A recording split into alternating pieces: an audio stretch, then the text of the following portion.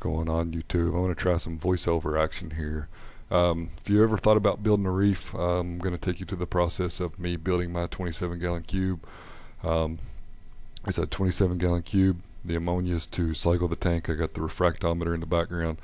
The glass hole's Overflow Box. I'm using the Kessel A160 with the spectral controller, the gooseneck, the 90-degree adapter. I got the eShops PSK 75 skimmer. I originally bought the Jabo RW4 pump, but it's just not strong enough, so I end up getting the Vortec MP10 for the tank. I've bought a lot of my equipment off of either Reef Central or Reef to Reef, the forums on there.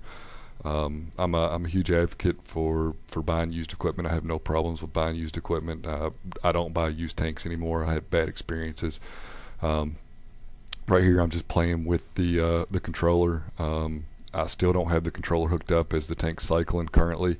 I'm using a SICK 1.5 return pump. Once again, this build was pretty much mirrored from CJ Aquariums. Attempted to use this overflow box, measure twice, cut once.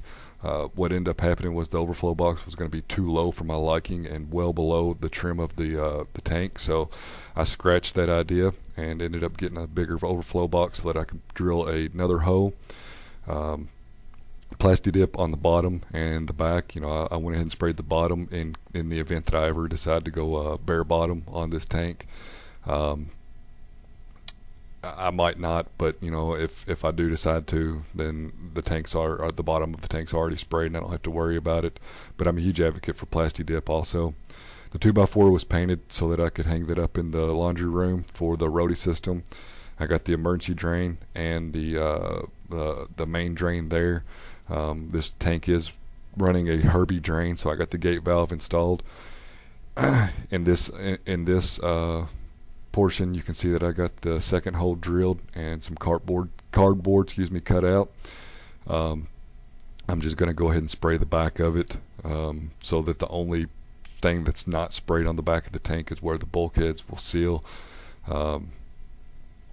I've read multiple people and seen multiple videos where they say that bulkheads mate better to just glass with nothing in between the glass and the bulkhead, so that's what I went ahead here and made sure to do.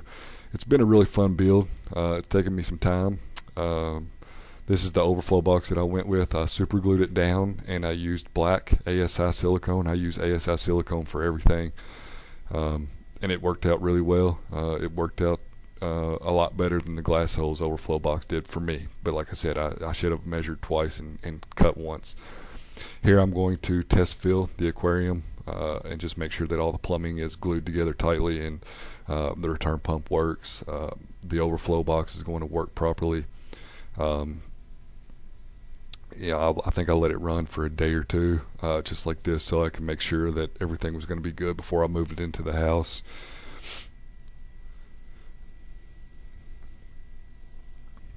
I just took a piece of black PVC and put it inside the emergency drain, so that'll kind of dictate where my actual water line is, and it's perfect for me. It's above the top trim of the tank, so you'll never even see the water line in this tank.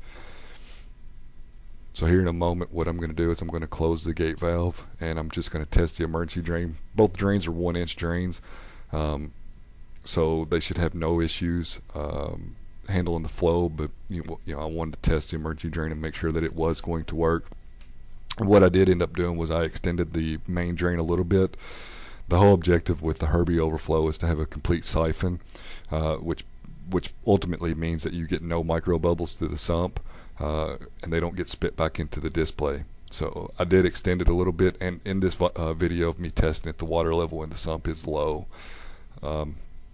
Right here you can see the water rising. I got the gate valve closed off on the main drain, and water will start overflowing to the emergency drain here in a moment.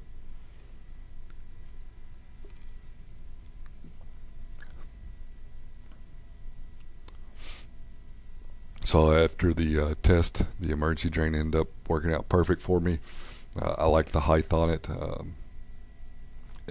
This drain should never see water in the event unless something happens to my main drain. So I know some people with the Herbie style, they have a small flow go through it. I got baking soda, rubber gloves, and acid. I end up acid bathing all of the rock that I had. I bought Marco dry rock and Marco sand, but just to be on the safe side, I'm getting a clean start anyway. I wanted to go ahead and do an acid bath on the rock. And disclaimer, I'm not teaching you how to do this. Do your research before you do this. They say add the acid to the water. Never add water to acid. And then what the baking soda does is it deactivates the whole process. This is the tank after putting the sand in there. I washed the sand a ton, but it was still super cloudy. This is the living room. Fresh water in the background. Got the cube here in the kitchen. The driver for the MP10 and the spectral controller, moved them to the door so that I can get to them pretty easy. This is the tank. It's got a rock in it and it's now cycling. I'm about 2.5 weeks into it currently. And that says the tank sets today.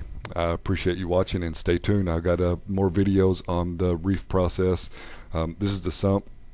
That's how it's going to be. The skimmer will be inside the sump, but stay tuned. I got a video. The next video will be a breakdown on the cost and what I've spent on this reef so far. So thanks again for everybody watching, and reef on.